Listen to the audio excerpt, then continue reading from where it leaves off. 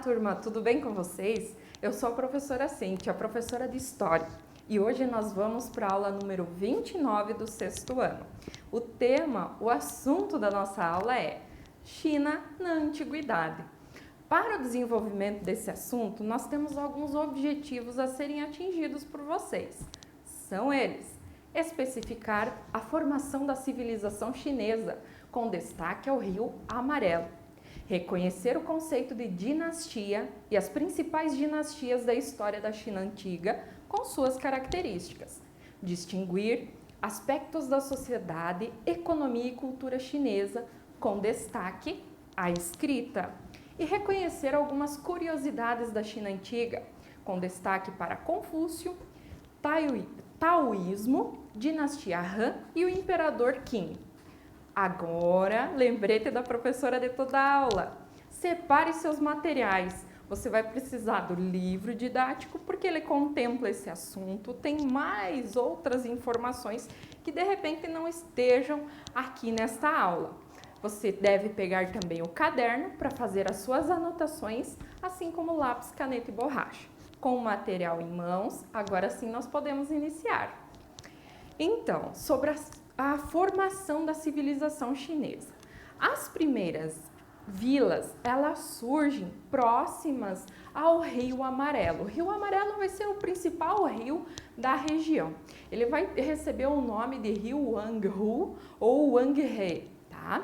A região, por ser banhada por esse rio, era rica em terras férteis e ainda tinha reservas minerais, então era uma região bastante rica. E os agricultores dali, eles cultivavam principalmente o arroz e o painço, que é uma espécie de cereal. Isso desde 6.000 a.C. Pensa só, estamos no ano de 2021.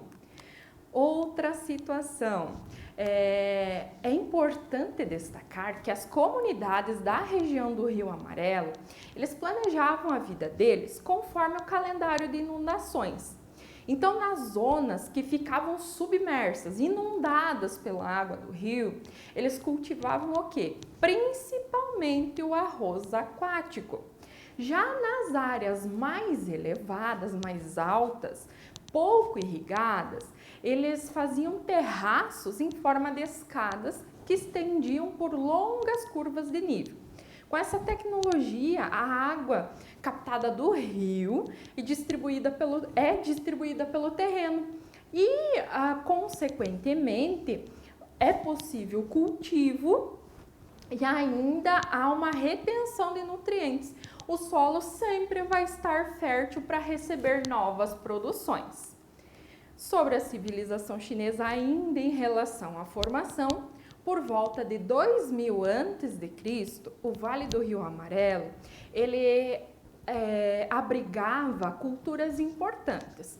Duas se destacam: Yangzhou e Langesh. Nas aldeias, eles praticavam o quê? A agricultura. Basicamente, todos os povos da antiguidade, eles vão praticar agricultura, mas também criação de cães, porcos, bois, ovelhas e também galinhas.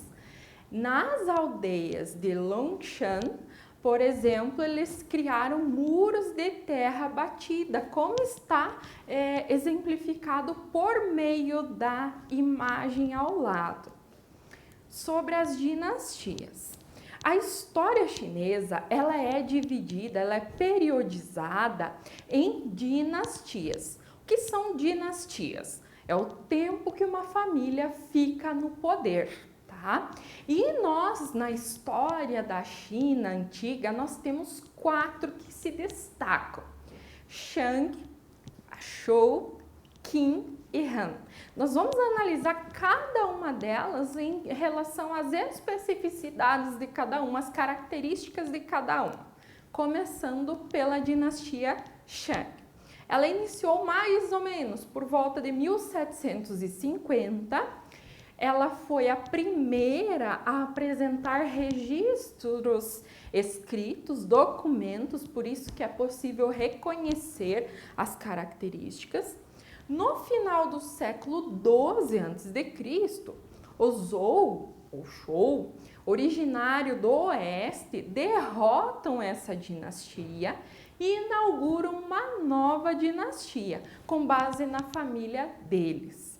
Sobre a dinastia Shou, ela inicia então no século 8 a.C. e ela surge a partir de um processo de fragmentação política. O que vai acontecer? Aos pouquinhos, governantes locais, eles perdem o poder. Por quê? Porque o governante geral perde o poder, porque os governantes locais, eles tornam-se cada vez mais fortes, exercendo influência nas terras que eles tinham, nos domínios e, consequentemente, acabam formando pequenos reinos. Então, esse poder que deveria ser centralizado nas mãos do imperador foi se fragmentando, mais ou menos no processo que vai acontecer lá para frente no feudalismo, que a gente irá estudar ainda esse ano. Em torno de 220 a.C., o período, a dinastia Shou, ela entra em decadência, ela chega ao fim com a vitória de Qin Shi Huang, que iniciou uma nova dinastia. O Qin anexou territórios de vários reinos ali em volta e ainda proclamou-se como o imperador dos chineses. Após a morte do Qin, uma nova dinastia se estabelece e expande o território do império ainda mais. O império chinês já era grande, torna-se ainda mais forte. Falando nisso, o Qin, ou Xin, o nome China é derivado dessa palavra, desse nome, do nome desse imperador forte. Então, Xin ou Qin, daí gerou a palavra China. Sobre a dinastia Han. Então, para controlar, estou falando para vocês que cada vez mais eles estavam conquistando territórios. Para controlar todo esse extenso território, era importante reforçar a autoridade estatal, a autoridade do imperador, sem contar que também era necessário aumentar o número de soldados, expandir o exército. Então, tudo isso aconteceu nesta dinastia. Sem contar que o imperador, ele vai criar um sistema unificado, único, de pesos e medidas. Isso também vai facilitar a questão do comércio, tendo em vista que, neste momento, vai ocorrer o estabelecimento da Rota da Seda, que torna-se a principal via de comércio entre a China e o Ocidente. A seda, lá do bichinho da seda, ela vai ser muito importante dentro da economia chinesa. Até hoje faz parte da cultura chinesa a questão da seda. E a gente já vai entender um pouquinho mais como se dava esse processo e de que maneira ele vai colaborar para a questão do desenvolvimento econômico chinês. Quero só trazer para vocês uma curiosidade. Vocês já devem ter ouvido falar sobre a Muralha da China, ou a Grande Muralha. É uma construção que ela tem cerca de quase 21.200 quilômetros de comprimento. Tem uma altura de 8 metros e mede ainda 4 metros de largura. Ela foi construída para consolidar o império daquele grande imperador, o Qin, que deu o nome para a China. Ela foi feita, na realidade, ao longo de 4 dinastias. Então, 4 famílias passaram para construir essa muralha. Qual o objetivo de ter feito ela? É proteger o país dos invasores e também ocupar aqueles homens desordeiros e soldados que não estavam participando de guerras, mas precisavam estar trabalhando para honrar aquele salário que eles recebiam do Estado, de certa forma. cerca de 300 mil desses trabalhadores, que totalizaram mais de 1 milhão de homens, morreram em decorrência das condições de trabalho, acidentes de trabalho, entre outras situações. Então, pensa só, 300 mil pessoas, 300 mil trabalhadores. Quantas vezes o município de São Bento do Sul, que tem 80 mil trabalhadores? Voltando, sobre a sociedade chinesa. A gente tem que analisar como é que ela estava dividida. Nós temos o imperador no topo da pirâmide, que ocupava o lugar de maior importância, mandava em tudo e a todos. Abaixo dele haviam os ministros da corte, que agiam em seu nome. De certa forma, eles têm certa regalia, fazem parte até da família do imperador. Tá? Na sequência, havia a nobreza tradicional, composta por proprietários de terras que viviam da exploração do trabalho dos camponeses. Falando nisso, nas famílias nobres, o homem tinha autoridade plena, ele mandava em tudo. O que ele fazia? Por exemplo, quando nascia uma criança, ele é quem decidia se essa criança ficaria em casa ou seria rejeitada, abandonada. Julgava e punia todos os crimes cometidos pela comunidade e podia ainda ter várias esposas. Até o início da dinastia Han, os principais funcionários do Estado eram vindos das famílias aristocráticas, que são essas poucas famílias que detinham o poder. Com a ampliação das comunicações, tanto dentro quanto fora do Império, surgiram novos grupos sociais dentro da sociedade chinesa. Um grupo de homens ricos, em geral, grandes comerciantes e dirigentes do exército, os quais viviam no luxo na capital e ainda eram rodeados por escravos, funcionários administrativos, mulheres e também criados. E no lado extremo, na base da nossa pirâmide social, estão quem? Os camponeses, que trabalhavam nas terras dos nobres. O trabalho deles era influenciado pelo ciclo das estações. Por quê? Porque na época, no verão, onde ocorriam as plantações, eles até trabalhavam no campo. Mas já no inverno, eles iam para as aldeias, onde eles dedicavam-se ao artesanato e ainda preparavam as festividades, sendo elas religiosas, do estado, entre outras. Com o passar do tempo, ainda aumentaram outros setores intermediários da sociedade, representado principalmente por mercadores, funcionários do Estado, artesãos e os escribas, que são aqueles que escrevem. Atividades econômicas, volto a falar. Neste período, o desenvolvimento das dinastias, ainda a agricultura era a base da economia. Quais produtos eles passam a produzir? A cevada, o arroz, o trigo, melão, abóbora, pepino, cebola, alho e também o painço. Eles produziam a amoreira. Por quê? Porque as folhas dela serviam de alimento para as criações de bicho da seda. Aqueles que produziam a seda para depois eles venderem para outros países, o que ajudava também na economia. E eles produziam também o cânhamo, que era utilizado na fabricação de tecidos. Sobre ainda as atividades econômicas, como eu falei para vocês, criavam bois e cavalos para o trabalho nos campos e também utilizavam como meio de transporte. Há indícios históricos que eles utilizavam os bovinos para arar a terra e praticavam também o processo de rotação de culturas. Como é que funciona o processo de rotação de culturas? Por exemplo, divido o meu terreno em 3 partes.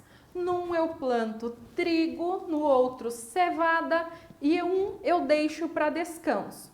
Na próxima safra, eu vou deixar o primeiro descansando, vou plantar trigo no do meio e cevada no último. E assim sucessivamente. Sempre vai ter um espaço para descansar. Por que para descansar? Retomar seus nutrientes. Sempre eu vou fazer essa troca de produções, de culturas, com o propósito do quê? A terra recuperar os nutrientes que foram perdidos naquela produção.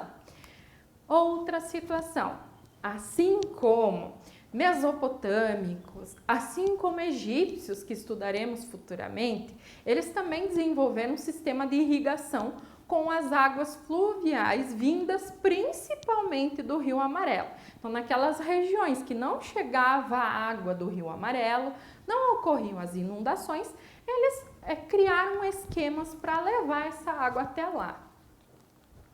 Os chineses, como eu disse para vocês, se destacaram na produção de tecidos de seda, que era um dos tecidos assim mais cobiçados, e depois ainda lá na questão até das grandes navegações do comércio também vai ser cobiçado por outros países. Fabricavam objetos de madeira, bronze e ferro. Isso tudo fez desenvolver a economia chinesa. Sobre a escrita, ela surge ali com os pesquisadores, na realidade, encontram no século XIX ossos com registros mais antigos da escrita chinesa. Eles acreditam, por meio dessas pesquisas, análise desses documentos, vamos chamá-los assim, que são datadas esses registros do século XV e XIV a.C. Os primeiros caracteres, as primeiras letrinhas da escrita chinesa eram desenhos que representavam objetos relacionados ao dia a dia dos chineses. A escrita deles, aos poucos, deixou de representar objetos, ou seja, uma escrita pictográfica, e se transformou em uma escrita ideográfica, passando a representar uma ideia.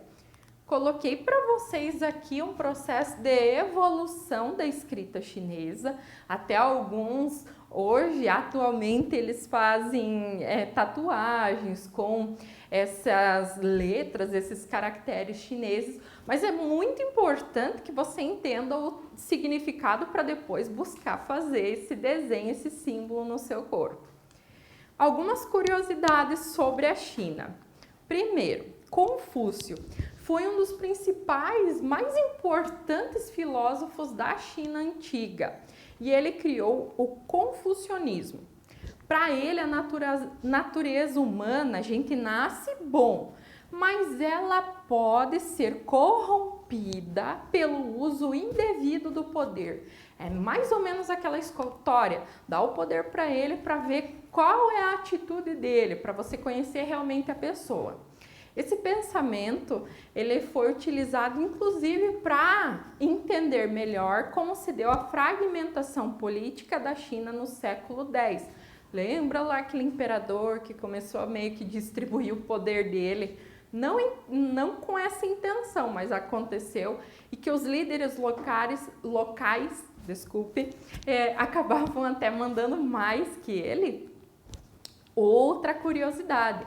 Vocês já devem ter visto este símbolo, o taoísmo. É uma espécie de tradição filosófica e religiosa oriental.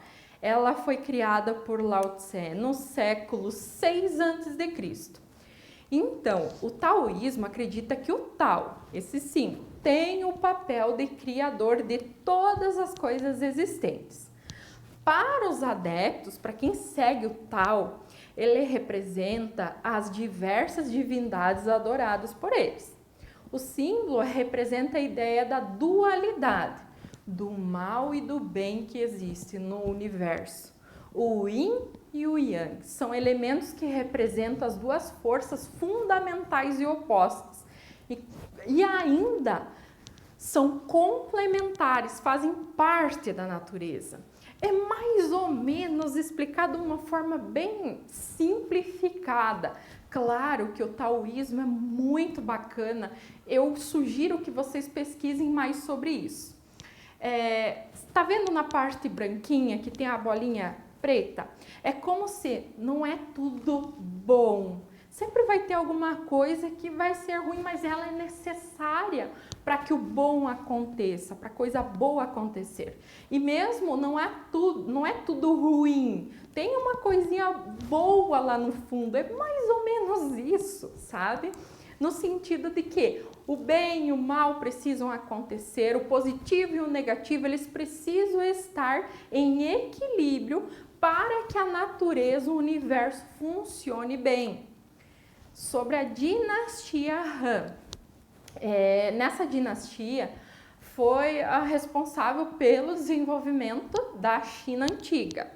Foi nela que foi criada ou ampliada a Grande Muralha da China, criados cargos administrativos que foram ocupados pelos mandarins, e sem contar que o desenvolvimento da Rota da Seda também aconteceu nesse período, que ligava a China ao Ocidente. No governo do imperador Qin, teve o maior desenvolvimento da China antiga. Por quê? Porque ele unifica a China e ainda cria o primeiro império. Pelo fato de implantar o sistema único de medidas, pesos, de escrita, ele também ajuda no desenvolvimento da China, tanto econômico quanto político. Na área militar, ele expande, ele aumenta as fronteiras do Império Chinês e, consequentemente, o número de soldados para proteger todo esse território. São diversas, são várias as informações sobre a China antiga. Aqui a gente viu poucas, mas vocês têm um arsenal de informações disponíveis na internet, em livros, é só buscar mais informações e conhecer, assim, de certa forma, essa fantástica civilização que perpetua até os dias de hoje com essa cultura que chama a atenção nossa, porque é muito diferente do que vivemos. Na próxima aula, nós iremos conhecer outra fantástica civilização antiga, que é a Índia. Nós conheceremos algumas informações acerca da sociedade dividida por castas, que tem influência da religião, entre outros. Já estou dando muito spoiler. Agora vocês vão para a atividade, o exercício que tem como propósito revisar essa aula e também fixar algumas informações que poderão ser utilizadas em próximas aulas, em próximos assuntos. Um abraço a todos, bons estudos, até a próxima aula e tchau!